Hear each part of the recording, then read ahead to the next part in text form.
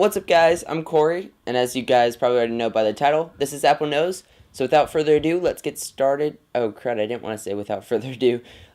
Let's get started and see what Apple knows this week. Okay, so I might have lied last week when I said that was the last story about the Verizon iPhone. I have one more story, and then I promise that's it for a long time until the iPhone 5. And so, the Verizon iPhone release was kind of it was very pathetic. It was a horrible release in the stores.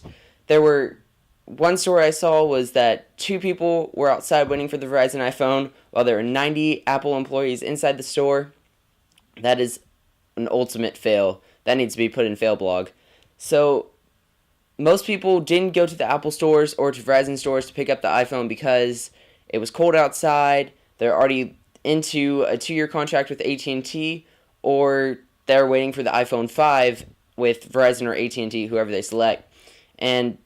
Or most people also ordered online and pre-ordered online because they don't want to go outside in the cold, because most places it's actually snowing right now, and I wouldn't want to go out in the cold to get an iPhone and risk getting hurt or whatever in the snow. So online release was a success. They had lots of pre-orders. Lots of people got iPhones with Verizon, but the store launches were an ultimate fail, and it was really pathetic. Fail blog, please, somebody. The Wall Street Journal says the iPad 2 is in production right now, which would make sense if they're going to announce it sometime in mid-February. So then when the release comes of the iPad 2, then they will be ready to hand out as many iPads as they can and get those out to consumers. Yes, consumers, I said. Is the iPod Classic due for a refresh?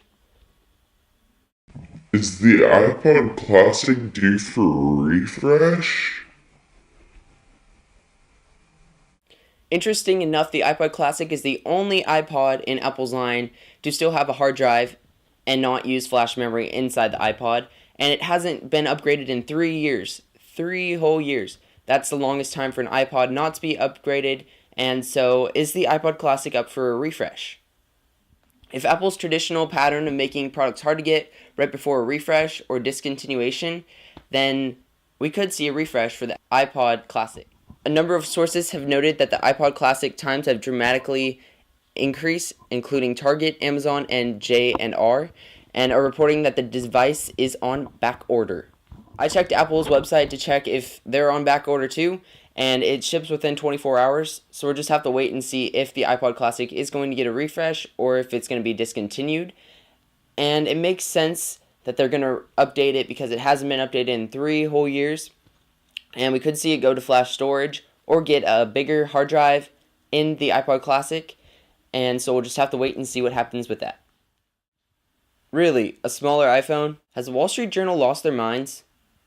The Wall Street Journal is reporting that they're going to bring a smaller iPhone to the market that isn't carrier subsidized and is literally half the size of the iPhone. What?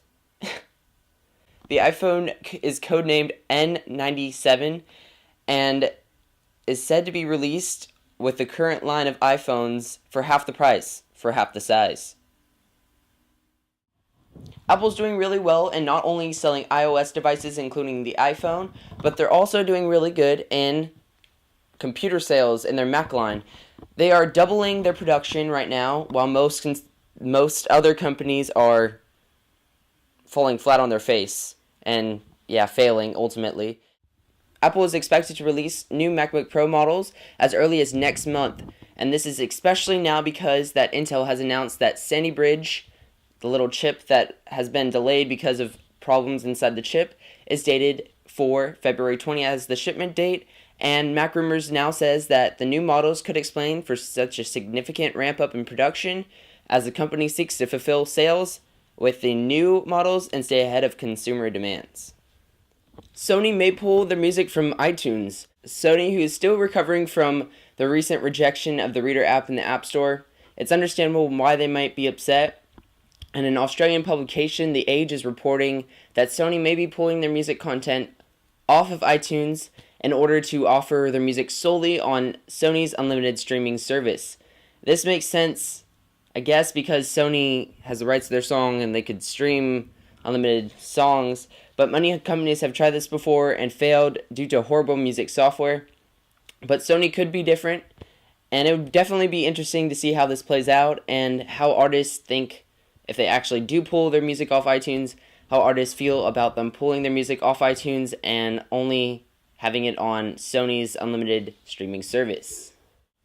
My dog won't move, so let's just do this with him here. You can see his head right here. Alright, so a major rumor this week is that Apple is rumored to rework their push system notifications, which is in dire need of an upgrade. The push notifications are the little messages on your iPhone. Let me see if I have one here. Okay, so I don't have any, but your iPhone, you get push notifications. They're little messages when somebody posted something on Facebook about you on your profile or Twitter, or you received a text message or an email. Oh wait, I got one. And it usually vibrates. Soldier Knows Best video. He just posted a new Ask Soldier Volume 2 with bloopers. And so you can see the push notifications, but whenever you get a bunch in a row, it usually you miss them, or they all come at once and then you miss all of them. So it really needs to get upgraded, and Apple has reportedly taken notice and could be aiming to release a new notification system for iOS. And they say that Apple is planning on hiring an app developer to give a service a touch-up, and the developer is not stated, and he probably will never be stated and announced, but the good news is that Apple's going to fix the push notifications, and we will see that soon. That is all Apple knows this week.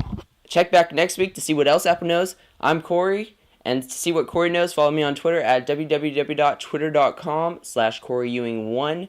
The link will also be below in the description if you do not hear that right or too fast or whatever. And I will see you guys in an upcoming video. So without further ado, bye-bye. Gotcha. And the dog's still there. And I can't press the end.